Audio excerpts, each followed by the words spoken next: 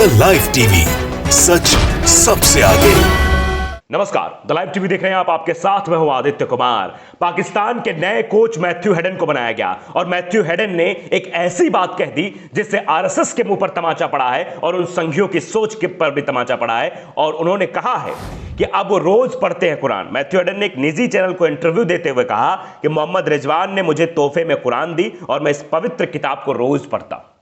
उन्होंने ये बात कही है। ऑस्ट्रेलिया के हैं, वो पूर्व क्रिकेटर हैं और ऑस्ट्रेलिया का पूर्व क्रिकेटर इस तरह की बात कह रहा है, मतलब आप समझिए कि वो दर्शाना चाह रहे हैं, वो सौहार्द और प्रेम को दर्शाना चाह रहे हैं। वो ऑस्ट्रेलिया के हैं लेकिन कुरान को पवित्र कहते हैं और कुरान को पढ़ते हैं, रोज पढ़ते हैं। ये उन लोगों के मुंह पर तमाचा है जो कुरान के बारे में गलत बोलते हैं, जो मुसलमान के बारे में गलत बोलते हैं, जो हिंसा फैलाने की कोशिश करते हैं, एक समुदाय मात्र को टारगेट करने की कोशिश करते हैं। जो सुन लेना चाहिए आरएसएस वालों को, यह खबर पढ़नी चाहिए उन संघियों को। देखो कि कैसे एक विदेश का एक क्रिकेटर जो कि पाकिस्तान में कोच के रूप में तैनात किया गया है, वो सीधे सीधे बता रहा है कुरान एक पवित्र ग्रंथ है, उसको मैं पढ़ता हूं, रोज पढ़ता हूं, अच्छी चीजें सीखने को मिलती हैं। तो ये कैसे कह सकते हैं किसी को? पाकिस्तान के बल्लेबाजी कोच मैथ्यू हेडन ने बताया कि वो लगभग रोजाना कुरान पढ़ रहे हैं। उन्हें मोहम्मद रिजवान ने कुरान का अंग्रेजी अनुवाद तोहफे में दिया। इसके बाद उन्होंने ये किताब पढ़नी शुरू कर दी। उन्होंने ये बात कही है। हेडन ने कहा कि वो इस्लाम को समझना चाहते हैं। वो मूल रूप से ईसाई हैं लेकिन फिर भी वो दूसरे धर्म को समझना चाहते हैं, इसीलिए पढ़ रहे हैं क्योंकि इस तरह की भ्रांतियां कुरान के बारे में फैलाई जाती है, आप जानते हैं, खास तौर पे आरएसएस और संघीय लोग। हेडन ने इस्लाम और कुरान पर बात करते हुए न्यूज़ कॉर्प ऑस्ट्रेलिया को कई बातें बताई हैं। उन्होंने कहा कि मोहम्मद रिजवान और बाबर आजम बहुत अच्छे इंसान और खिलाड़ी हैं। उन्होंने बातचीत के दौरान उस पल को याद किया जब रिजवान ने उन्हें कुरान तोहफे में दी थी और कहा कि वो उस लम्हे को कभी नहीं भूलेंगे। इसके बाद दोनों ने रिजवान के साथ कुरान और इस्लामिक मान्यताओं को लेकर लगभग आधे घंटे तक बात की थी। हेडन ने आगे बताया कि पाकिस्तानी टीम के खिलाड़ियों की आध्यात्मिकता से वो काफी प्रभावित हैं। उन्होंने बताया कि सलात के समय सभी खिलाड़ी बाकी काम छोड़कर अपनी प्रार्थना करते हैं। यदि वे खिलाड़ी लिफ्ट के अंदर या बाहर भी रहते हैं तब भी सलात करना नहीं भूलते हैं। धार्मिक स्वतंत्रता के मामले में पाकिस्तान क्रिकेट का इतिहास अच्छा नहीं रहा है। तो आप समझ रहे हैं, मैथ्यू हेडन ऑस्ट्रेलिया का क्रिकेटर, वो सीधे तौर पर कह रहे हैं कि हमें समझना है, इस्लाम को समझना है और कुरान पढ़ता हूं, मुझे अच्छा लगता है, ये पवित्र ग्रंथ है। तो ये बातें सीधे तौर पर दर्शाती हैं कि जो लोग कुरान के बारे में गलत बोलते हैं, जो मुसलमान के बारे में गलत बोलते हैं, जो नफरत फैलाते हैं, उनको जरूर ये बयान सुनना चाहिए, उनको ध्यान देना चाहिए इस बयान पर कि किस तरह से उन्होंने सीधे सीधे कहा कि हमको जब अंग्रेजी अनुवाद की वो किताब मिली तो मैं पढ़ता हूं, डेली पढ़ता हूं वो किताब और पढ़ने के बाद अनुसरण भी करता हूं। क्योंकि ये आप साफ तौर पर जानते हैं कोई धर्म और मजहब नफरत नहीं सिखाता है, लेकिन कुछ नफरती लोग हैं जो हमेशा नफरत का पाठ पढ़ाते रहते हैं, एक दूसरे को बरगलाने की कोशिश करते हैं, लड़ाने की कोशिश करते हैं। आप देखिए कि भारत में क्या माहौल तैयार किया जाए इस वक्त, कैसे मुसलमानों को टारगेट करने की हर पल कोशिश की जाती रही है, चाहे वो उत्तर प्रदेश की बात हो या त्रिपुरा की बात हो। त्रिपुरा सबसे बड़ा उदाहरण है अभी तक का कि त्रिपुरा में 10,000 विश्व हिंदू परिषद के कार्यकर्ताओं ने कैसे मुसलमानों की मस्जिदें तोड़ दी, उनके घर उजाड़ दिए और उल्टे सीधे ऐसे नारे लगाए जो मैं बोल भी नहीं सकता हूं। इस तरह के नारे वहां पर लगाए गए और मुस्लिमों को टारगेट किया गया, मारा गया, भड़काया गया, हिंदू मुस्लिम कराने की कोशिश की गई। क्योंकि अभी 5 राज्यों के विधानसभा चुनाव है। जब जब भारत देश में चुनाव नजदीक आते हैं तब तब ये संघीय लोग, ये गलत विचारधारा के लोग विष फैलाना शुरू कर देते हैं, जहर बोना शुरू कर देते हैं इस देश में, एक दूसरे को लड़ाने की कोशिश, हर जगह हिंदू मुस्लिम करा दो। आपने मध्य प्रदेश से कम 10 से 12 खबरें देखी होंगी हाल फिलहाल में, ये किस तरह से मध्य प्रदेश में सिर्फ एक समुदाय मात्र को टारगेट करने के लिए काम किया जा रहा था।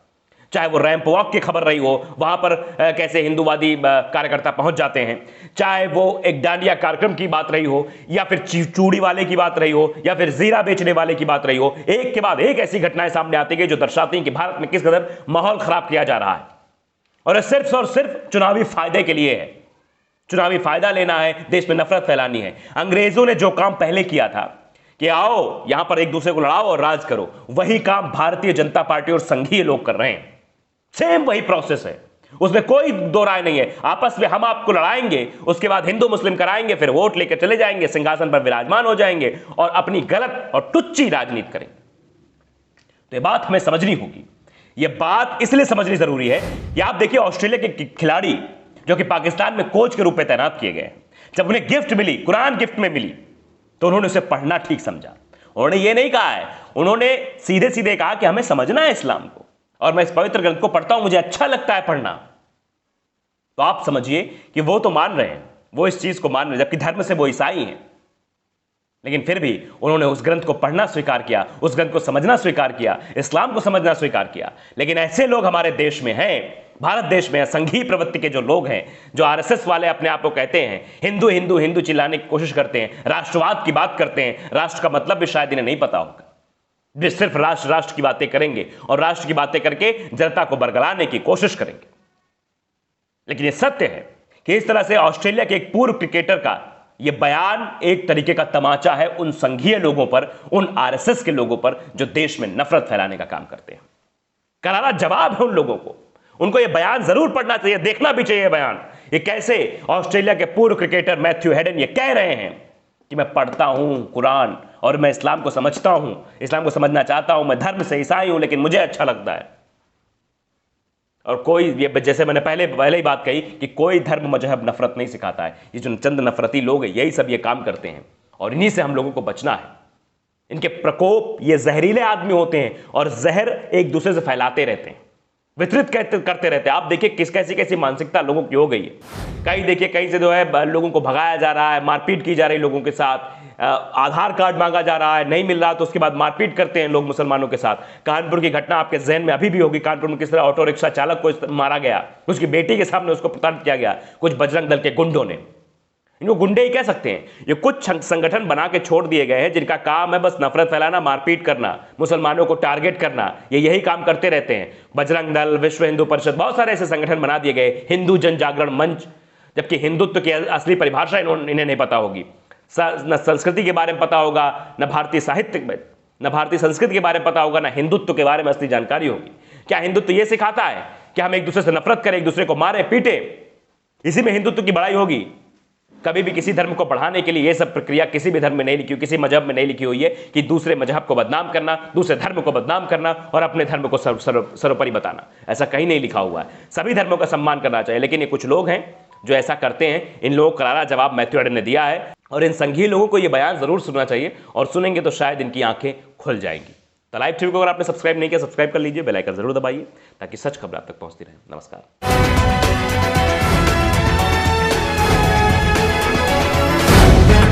द लाइव टीवी, सच सबसे आगे।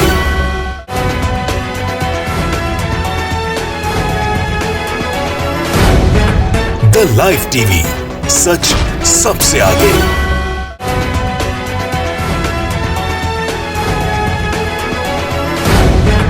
द लाइव टीवी, सच सबसे आगे।